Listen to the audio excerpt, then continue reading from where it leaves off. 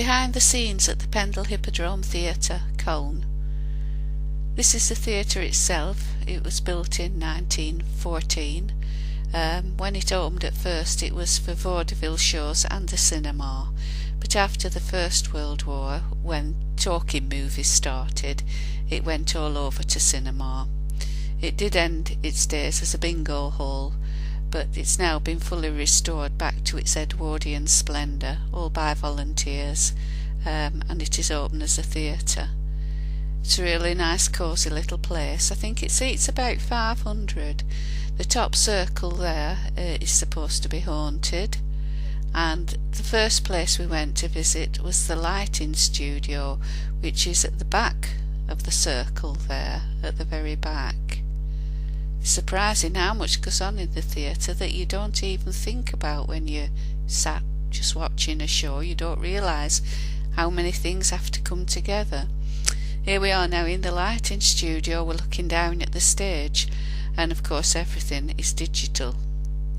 The man who operates the lighting, he showed us a few tricks that he does with different colours and how things change. Here he is at his desk. He's just pointing out some different lighting effects there. It was interesting watching him, how he can make things different. Then we went on to the main circle, and we saw this is the music or the sound mixing desk. This makes sure the music and the singing, you can hear the voices over the music. Here's the orchestra pit at the front of the stage. This holds 26 musicians. And we went to have a look. These are some of the music stands showing some of the shows that they've put on over the last few years. I've been to see a few of these myself. I went to see Oliver, Scarlet Pimpernel the other week, Bugsy. I've been to a few. All the time we was there, different pianists were coming on the stage playing the music from different shows. It was very, very nice. That was going on all the time. We could go onto the stage and have a look round. These little girls are looking inside the big piano. The stage is higher at the back than it is at the front. That's so as you can see all the people. We went up into the ladies' changing room. All these things out here are all from the Victorian times. We could see different things. The lady there with the blonde hair is called Millie. All these clothes here was sorted out into different decades, 40s, 50s, 60s. She told us a little bit about all of the outfits and different productions had been used in.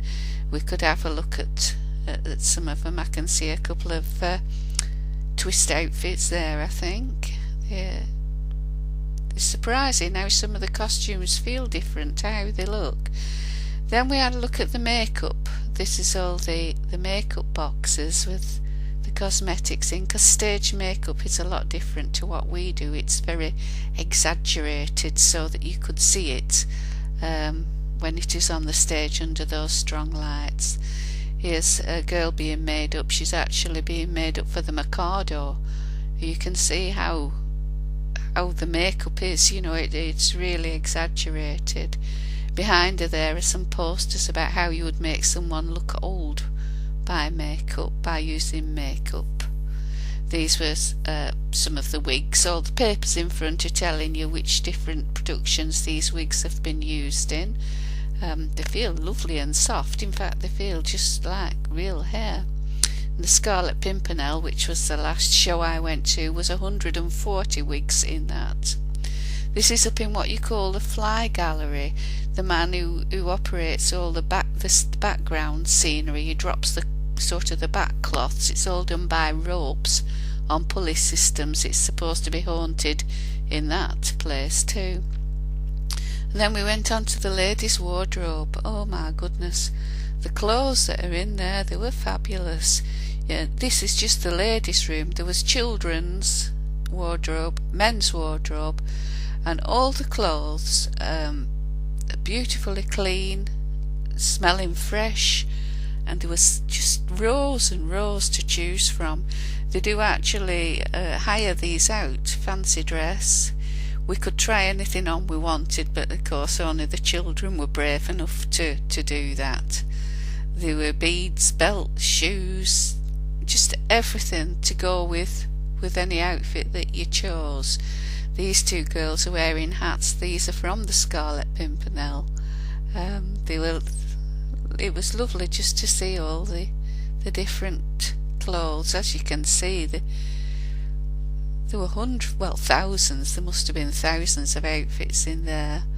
In the men's, there was all sea captains' outfits and army uniforms, as well as dress suits and just anything you wanted. There were just a big selection. These were some of the ladies' hats. Other hats were put away in different sections, like police ladies' hats or just any hat that you might want. Then we went up to where the props are. There was things there for all different ages. The typewriters, bird cages, telephones. Now we're down where they make the scenery. This is Millie showing us where some of the scenery is made. They did tell us scenery can cost £4,000 per production, so there's no expense spared there. All the time we were there, we could sit down and listen to more music being played after the tour, which took nearly 2 hours, so we were glad of a sit down after that. Or we could go in the cafe and have coffee and homemade cakes and sandwiches, or a drink if you wanted a drink. But it was a really worthwhile tour, and it was all free. Just my sort of a do.